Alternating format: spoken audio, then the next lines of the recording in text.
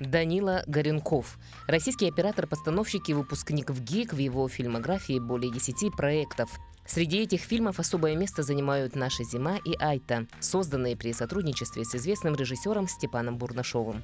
Знает 6 языков, помимо этого изучает якутский язык. Здравствуй, Данила. Расскажи, как ты попал в проект, как тебя нашел Степан Бурнашов или как ты его нашел? Добрый день. Со Степаном Бурнашовым меня познакомила моя подруга, продюсер. Мы с ней учились в Авдите, она из Якутии, Ира Бугаева. Мы с ней, собственно, учились, дружили, фантазировали, мечтали в Якутию поехать. Ну, так, шутили, наверное, больше, что приедем, будем эпос Солонхо снимать. А потом прошло 8 лет, и как-то, в общем, Степа искал оператора, а я хотел в Якутию, и все срослось. Она меня познакомила со Степой, и оказалось так, что Степа тогда выиграл на «Окне в Европу» главный приз, а мой фильм тоже был там. Он посмотрел на «Окне в Европу» мой фильм, который я снимал, и приехал через 2 дня в Москву и предложил вот снимать фильм «Наша зима», «Бехингик и Хымыт». Первый наш совместный фильм. Так мы с ним и познакомились. Это было быстро, потому что на следующий день он был в Москве после фестиваля. Мы с ним стали обсуждать фильм буквально 2 дня, и через 2 недели уже, это было 31 декабря 2020 года, я уже был в Амге у него дома на Новый год. Я прилетел, мы с ним отметили Новый год в его семье, вместе с его семьей, и начали уже работать над фильмом «Наша зима». Работали почти месяц в Якутске. Насколько сложно было снимать в минус 50, вообще в других условиях? Сложно только технически было, из-за холода. Но так, если рассказывать, то я зиму люблю. Я и хотел тоже в Якутию, чтобы ощутить холод, потому что у меня максимум там бывало в Москве, минус 32. Но это дня 3 подряд. Так чтобы в холодном климате так пожить, мне всегда хотелось. Соответственно, это такая одна из мотиваций была, да, прям хотелось. А тут еще и кино снимать, так это вообще обалденно было. Еще интересно, еще и со Степаном, так это мечта была просто. Вот, соответственно, приехал в Якутию, здесь освоился. Тоже смешно, помню историю. Мы с самолета, я с собой валенки взял, куртку теплую купил. Приезжаем в Амгу, иду, а у меня раз, и эти галоши отваливаются. А я не знал, что они будут на таком морозе соскакивать. Соответственно, там еще Дима Давыдов, режиссер, идет. И они все на мои галоши смотрят. А все же без галош. Вот такое первое отличие было от других холодов, что вот этот пластик, который есть, он сворачивается и просто слетают. Незаметно даже. Да? То есть, по сути, ты их теряешь. Был в галошах, остался без них. Так что особенности и с техникой то же самое. Там провода утеплять, они ломаются, камеры закрывать от холода. Много разных особенностей есть технических. Этим и особенно интересно, наверное, работать в Якутии, что-то там свое придумывать, какие-то эксперименты ставить. Да это не только в Якутии, это вообще везде интересно, где есть вдохновение. У меня было вдохновение, и Степан тоже меня позвал, наверное, неспроста в Якутск. Он хотел, в принципе, интересная идея. Он, наверное, хотел новый взгляд какой-то получить на Якутск, как бы я его увидел. А я, когда тоже прочитал сценарий, я специально не смотрел никакие фильмы, ничего не узнавал про якутское кино. Я подумал, я приеду, осмотрюсь, вдохновлюсь. И вот как у меня какое восприятие будет, я его и буду реализовывать. И я так и сделал. Когда я приехал, был сильный туман, и город такой, он как бы в темноте, что ли, или в мгле был. И я почувствовал тогда вот этот световой такой холод синеватый. И вывески рекламы, какие-то огни, светофоры, они так немножко пробивались, и получался такой эффект, вот этот холодный, с разными розовый, красный, такие немножко неоновая стилистика. И вот мне она очень понравилась. Я Степе предложил, что вот я вот так вот вижу, фотографировал, ему тоже она стала интересна, мы ее реализовывали в дальнейшем в нашем фильме. Ранишь ты.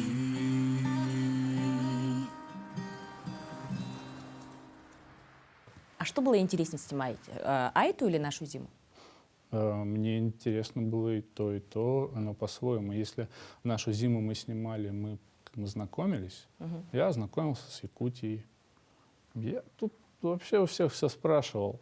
Мне все интересно было, как там дома на сваях, да, стоят, как вот там керосин в них заливают, там, вот эти вот там, как дома строят, как вообще вот, машины вот это крывают. Вот это все аспекты такие социальные, обычной жизни, они мне интересны были, я в них попал, и уже вот даже в нашем фильме я их там подмечал, да, то есть для меня даже в конце они уже нормальные стали. Сначала это было экзотично, вот под конец наших съемок уже мне даже ребята говорят, ты, говорит, как будто здесь живешь. Я говорю, да, так и есть. Ну, вот. Соответственно, это было одно, но мы с ним еще придумывали, экспериментировали, друг к другу не привыкали, а развивали, усиливали друг друга. И после этого мы поняли, что мы можем здорово работать вместе.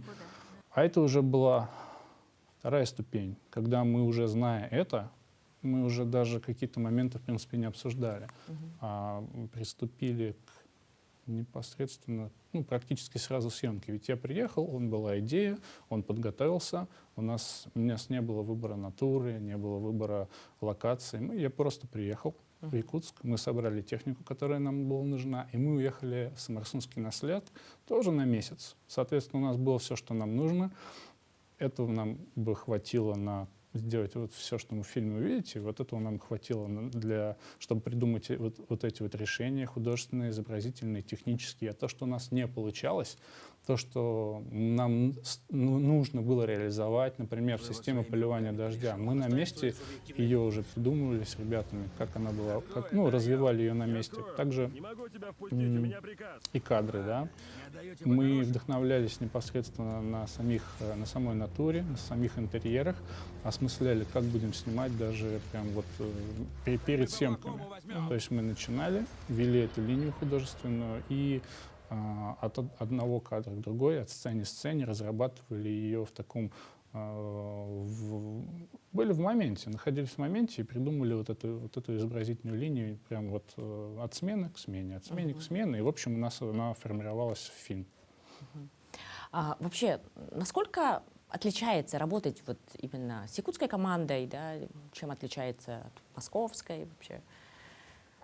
В чем, в принципе, различия сильные? Но в целом, если опять технические аспекты брать, просто технически, да ни в чем не отличается. Все те же самые специалисты, все работают, все классно работают, замотивированы. Тут, наверное, тоже еще вопрос мотивации есть, потому что в Москве мотивация, я бы так сказал, у многих технических специалистов и цехов, она сугубо финансовая. Здесь у ребят отличие есть, я это тоже на нашей зиме заметил, вот на Айте. Здесь получается вот этот якутский кинематограф, да, который он уже родился, я его так воспринимаю, он родился, не кто-то его создал, а его сами люди создали, которые здесь живут. И это способ самовыражения для них, способ их самовыражения самого себя. Соответственно, для тех, кто работает в кино, это такой же способ, и они за него так же болеют, как не рабочая, да, составляющая, там, финансовая, например. Хотя тоже все получают свои гонорары, тоже стремятся, хотят развиваться тоже, но это для них еще вот этот пласт есть, который как раз якутское кино для меня отличает. Честность, желание искренним быть и восприятие как искусство, самовыражение, что для человека, наверное, самое ценное. Бюджет у этого фильма совсем небольшой, тем более по московским меркам. Как вы согласились? Почему Андрей Фомин, исполнитель одной из главных ролей, согласился, как вы думаете? Но чтобы человек на что-то согласился, его должно что-то сильно заинтересовать. Меня, например, я думаю, как Андрея Фомина, заинтересовал сценарий. Опять же, Степана я уже знал. Я знал, что он мне просто близок, как вот соавтор, и мне с ним интересно. Зная о том, что мы с ним можем сейчас поехать еще, грубо говоря, за месяц, без каких-то там рассусоливаний лишних, новый фильм снять, картину. Причем уверенным и он был, и я, что у нас это получится за наш срок, сколько мы там выделили смен, мы это сделаем. Опыт у меня был, у него опыт был. Соответственно, мы знаем, как это можно было сделать в данной ситуации. И я и согласился, потому что тут вдохновение. Ведь, будучи в Самарсуне и снимая наше кино, я каждый день был вдохновлен тем, что вижу. У меня каждый день я просыпался, точнее, не каждый день, это, можно сказать, каждую ночь, снимали-то по ночам. Просыпался, смотрел на пейзаж прекрасный самаркандский, представлял, как там вдалеке шагали давным-давно мамонты. В общем, для меня место такое было магическое, и насколько я успевал переключаться на него между съемками, я всегда был в таком состоянии вдохновения. Это же тоже важно, пребывать в нем. И, соответственно, вот это вот то, чем мы занимались, вели ниточку вот этого фильма от самого начала, когда мы еще не совсем знали, да, как он будет выглядеть. Мы его искали и в итоге находили. То есть это вот прям полный момент создания фильма, который в жанре в таком не эксперимента, а, как бы сказать-то, в жанре, может быть, импрессионизма какого-то, когда вдохновляешься, делаешь набросок и дальше ведешь эту линию. Вот за счет этого я вполне с радостью и поехал, и еще поеду, потому что здорово. То, что преимущественно у большей части съемочной группы нет профессионального образования, да, это помогает или мешает? Здесь, насколько я могу понять, у многих разных съемочных групп есть люди, их много, у которых нет профессионального образования, но здесь не это решающий фактор.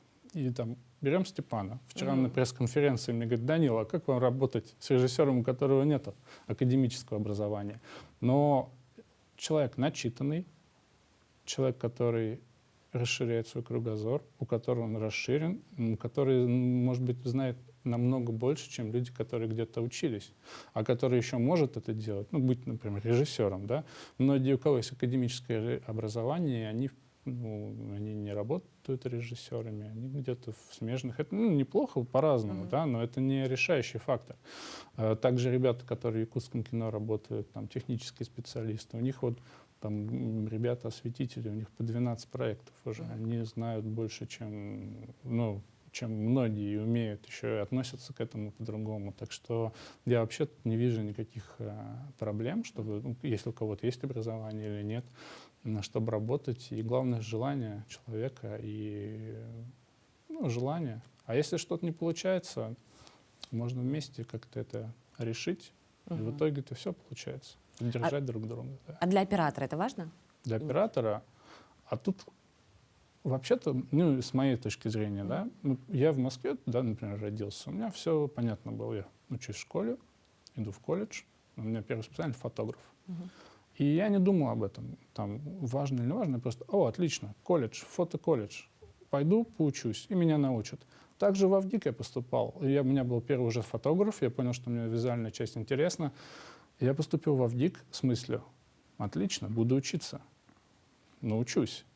То есть момент поступления, это для меня это вполне понятно. У меня не было прям идей каких-то. Я просто иду учиться, и я научусь. И вот посмотрим, как это получится. Да? Я считаю, получилось, это мое. Я вообще рад, что такими категориями. И в Москве можно это сделать, пойти обучиться. Но в других, например, местах, в каких-то городах или в селах у тебя нет такой возможности. Значит, ты можешь заняться самообразованием, экспериментировать, попытаться находить какие-то другие решения, можешь поступить в Москву, можешь, не знаю, есть, наверное, какие-то онлайн-курсы. Просто академическое, я считаю, для оператора образования это хорошо, это помогает, потому что разные видеокурсы, они могут в чем-то помочь, но, наверное, больше, может быть, для видеоискусства, да, а вот там в институтах либо в каких-то других заведениях помогут научить снимать кино. Хотя тоже могут и не помочь, тут все зависит. Но база будет большая, интересная, то есть это неплохо, если у оператора есть образование.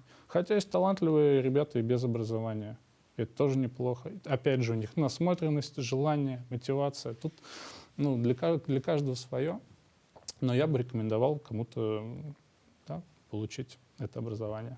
А у вас уже выработался авторский почерк? Почему вас можно узнать? Авторский почерк? Я думаю, что выработался определенный какой-то, но также он у меня сейчас формируется. И это процесс, он, я думаю, бесконечный. Операторская работа может спасти плохой сценарий? Нет, наверное, не может. Потому что лучше, я так думаю, что Лучше, может быть, операторская работа будет похуже. Ну, не похуже, неправильное слово. Пусть она будет менее выразительная, но будет сценарий лучше, сам фильм целостный будет, сценарий будет лучше, актеры будут интересно играть. А работа операторская может быть чуть-чуть менее выразительная, но фильм тогда целостный получится. А если будет выразительная операторская работа, и все остальное будет не очень, не получится тогда фильма. Ну, я так думаю. А как вы соглашаетесь, отбираете вот фильмы, по какому критерию? Соглашаюсь или не соглашаюсь? Я читаю сценарий, смотрю на отклик свой. Как вот я в этом сценарии... Ну, например, если вот со Степой, да, мы берем «Наша зима». Мне прислал сценарий, я прочел первую страницу, и мне очень понравилось что? А то, что меня ничего не забесило там. Потому что обычно мне присылали истории там про двух людей, которые в квартире живут. Вот и сразу начинаешь читать, он внутренне коробит там что-то в нем обычно. А здесь он какой-то... Первая страница такая легкая была, и при том, что это обычная бытовая история, но она легкая, и я дальше раз пошел, и вот такой весь фильм оказался, что он весь в целом, наверное, в чем-то восприятии легкий, хотя там тоже драматические моменты есть, но да и остальные сценарии. Я его читаю и чувствую, как вот у меня захватывает меня, не захватывает. На первой странице обычно становится понятно. Ну и потом соглашаюсь тогда, если меня захватило, если я нахожу себя вообще в этих героев, насколько он мне близок, и, да, тогда соглашаюсь. Ну а если не нахожу, то не соглашаюсь. Потому что это именно для меня, может быть, он не такой интересный, не такой и выразительно интересный, а для кого-то другого человека он будет оператора, он будет наоборот тем, чтобы он хотел снимать. Ну, главное, чтобы искренне было. Какой работой вы особенно гордитесь вообще из?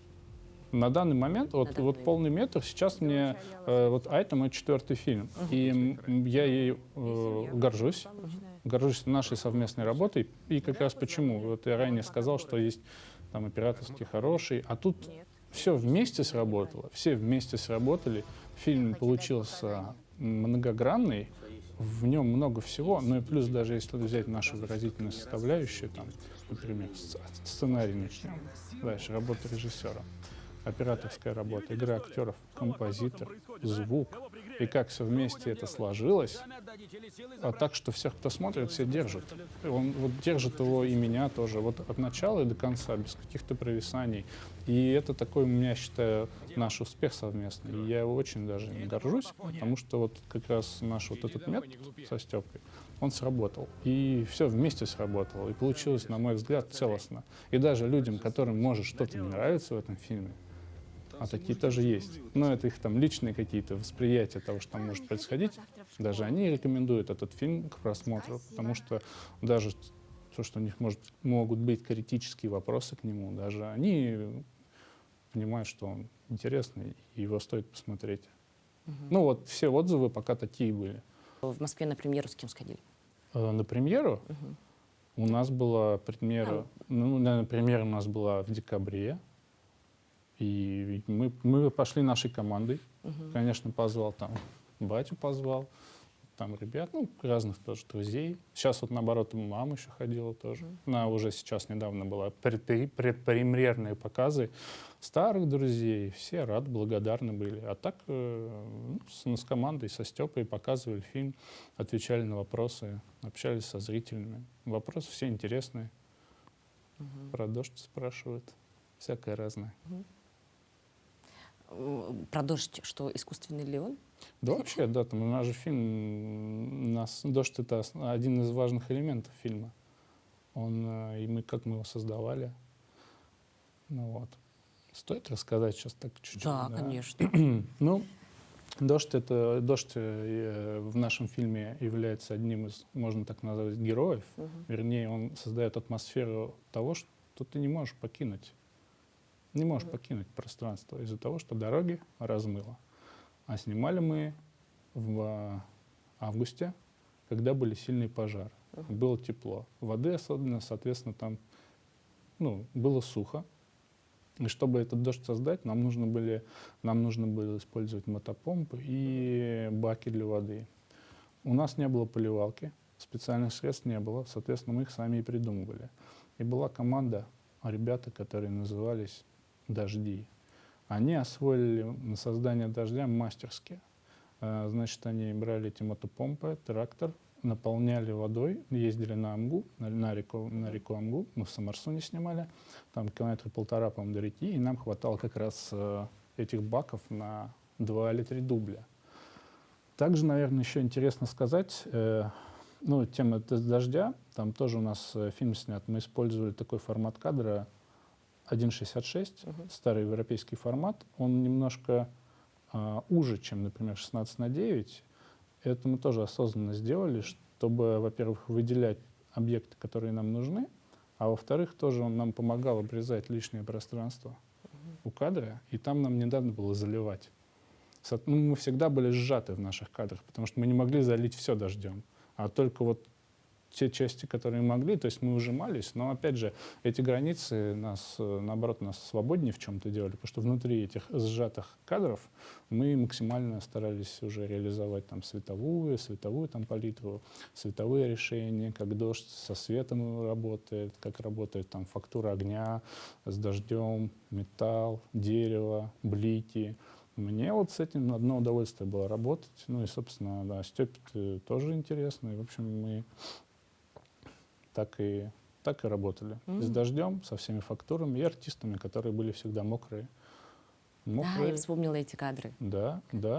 Идет дождь. Дождь — это будет прям один из героев фильма. Ну, вот. В «Нашей зиме» главный герой, ну, один из героев фильма «Холод», тут дождь. В следующем фильме? Я думаю, что в следующем фильме будет мелкодисперсный песок. Вы будете еще со Степаном Бурнашовым работать, если он пригласит? Со Степой, да, с удовольствием буду. С удовольствием поработаю со Степой большим. А если Степа еще с кем-нибудь хочет поработать, так это вообще супер будет. Потому что он человек талантливый, а каждому человеку для развития хорошо и работать, и общаться с новыми людьми. Вот. Так что даже там был у меня какой-то вопрос, я ему тоже своего товарища порекомендовал. Я не мог когда-то, ну, просто познакомил его с моим товарищем, тоже в Авдеевке учились, талантливый оператор, и подумал, что им будет тоже в какой-то момент здорово будет поработать, если это будет нужно. Я также тоже еще с кем-то, может быть, поработаю. С а потом можно, режиссерами? может быть, с якутским, а может быть, с каким-нибудь, не знаю, с персидским. Посмотрим. Кстати, Да. вы знаете 6 языков и изучаете якутский язык. Да. Да. Вообще, насколько сложно изучать якутский? Ну да, действительно, я люблю языки изучать, и мне это тоже, это вообще мое хобби. Якутский вот я начал изучать, получается, недолго, где-то 5-6 уроков у меня есть. И мне лично он дается тяжело. Последний до этого я персидский изучал. Как раз смешно было. Ну так, не смешно, а забавно. Пока я был в Якутии, снимал 2 этих фильма на протяжении года, да, «Наша зима» и это. Я персидский изучал. То есть мы там жили в Самарсуне, я там домашнюю работу делал. Думал, ну почему так? Я же должен, по идее, чтобы хорошо его развивать, наверное, в Иране сейчас был снимать. Ну, в общем, так. Но даже когда я жил в Самарсуне, мне интересно было вообще, ну, язык, все время ходишь, слушаешь. Ребята в основном в деревне на якутском разговаривают. Ну, вот на «Нашей зиме» еще не так было, да, кто-то, ну, говорили по-якутски, но в основном русский язык в городе был. А там все местные по-якутски говорят. Мне интересно было, я слушал. Просто слова учил, ну, запоминал. Но не был, как сказать, доволен, потому что грамматика сложная для меня. Ну, и я, собственно, решил сейчас поучить, чтобы грамматику изучить, как они строятся, эти слова, как что. Ну, мне просто интереснее так будет. И всегда смогу и со Степой поболтать, и с ребятами что-нибудь написать там. Вот. Так что... А как учите? Учу по интернету. У меня есть преподаватель Ульяна Федорова. Вот меня там познакомили есть школа онлайн-языка, я туда написал в якутске, Сахалы называется, и мне вот дали контакт Ульяны, и мы с ней занимаемся 1-2 раза в неделю. Она живет